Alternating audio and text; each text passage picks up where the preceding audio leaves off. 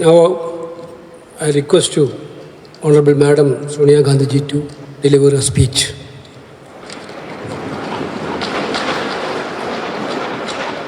Congress President, Mallikarjun ji, Rahul, Venugopal ji, Pramod Tiwari ji, Gaurav Gogoi ji, K. Suresh ji, members of Parliament, friends. I am deeply conscious of the great responsibility all of you have placed on me yet again. Thank you. Let me, first of all, greet and congratulate all the newly elected Lok Sabha members of Parliament. You have fought a tough election under the most challenging of circumstances. You have surmounted many obstacles and campaigned so very effectively. Your success has given us a much greater presence in the Lok Sabha and a more effective voice in its proceeding, both of which will help give greater strength to our participation. The Indian National Congress has once again demonstrated its resilience. It was up against a mighty and malevolent machine that was doing its utmost to destroy us. It tried to cripple us financially.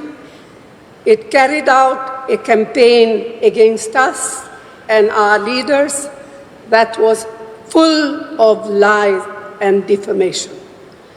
Many wrote our obituaries, but under the determined leadership of Khargeji, we persevered. He is an inspiration to us all. His commitment to the party organization and its ideology is truly extraordinary, and we all have to learn from his example. The Bharat Jodo Yatra and the Bharat Jodo Nyaya Yatra were historic movements which rejuvenated our party at all levels. Rahul deserves special thanks for his tenacity and determination to fight on in the face of unprecedented personal and political attacks. He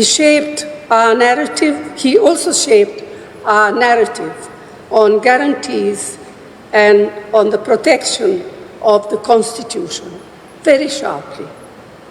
And it is my personal belief that the constant upholding of the importance of our Constitution during our campaigns by Rahulji, Khargeji, and all of you is that which compelled the Prime Minister yesterday to bow down literally to that which is for us a precious book, the Constitution, containing the Constitution of India. The CWC resolution passed yesterday has not earlier today, sorry, there's a mistake here, has also thanked all of you, all of our colleagues and workers across the country who worked, and they too worked very hard and so very diligently for our success. On your behalf, I wish to reiterate that sentiment strongly. Lakhs of workers in both rural and urban areas have stood by the party in the most difficult of times. We salute their courage and commitment. We owe them a debt of gratitude. Ours has also been a campaign where we have functioned truly as a collective.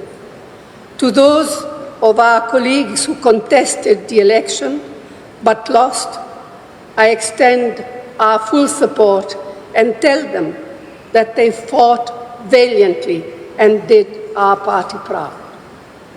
Our numbers in Parliament have increased significantly.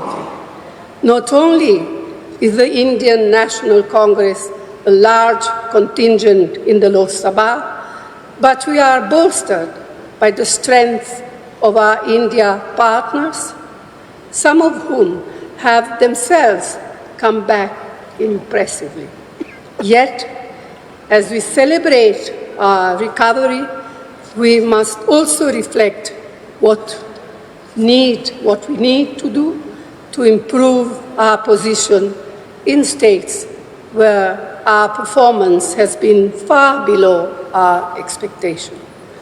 The Congress President spoke about this earlier in the day at the CWC, and I wish to reinforce his plea. The Prime Minister, who sought the mandate solely in his name to the exclusion of both his party and its allies, has suffered a political and worse, a moral defeat. In reality, he has lost the mandate he sought and thereby lost the right to leadership as well. Yet, far from taking responsibility for failure, he intends to get himself sworn in again tomorrow. We do not expect him to change the substance and style of his governance, nor take cognizance of the will of the people. That is why, as members of CPP, we have a special obligation to be watchful, vigilant, and proactive in holding him and his new NDA government accountable. No longer can and should Parliament be bulldozed like it has been for a decade now. No longer will the writ of the ruling establishment be permitted to disrupt Parliament whimsically, mistreat members, or push through legislation without due and proper consideration and debate. No longer can and should parliamentary committees be ignored or bypassed like they have been since 2014. No longer will Parliament be muzzled and stifled as it has been over the past 10 years. We have challenging times ahead. We have to be alert, prevent any attempt to increase polarization and erosion of secular and democratic values. So this is a renewed opportunity for us as a party that established parliamentary democracy in our country to bring parliamentary politics back on track to where they legitimately belong. In this election, the people have voted decisively to reject the politics of divisiveness and authoritarianism. They have voted to strengthen parliamentary politics and safeguard our Constitution. They have voted for the agenda of economic and social justice. That indeed should continue to be our objective and guide. Friends, this is a very emotional moment for me, for us all, especially the newly elected members of Parliament. All I have to say is that I have received so much love and affection from you. So let me close by the assurance to you all that I will do my best and more to fulfill the trust and confidence you have continued to place on me. Thank you. Jai Hind.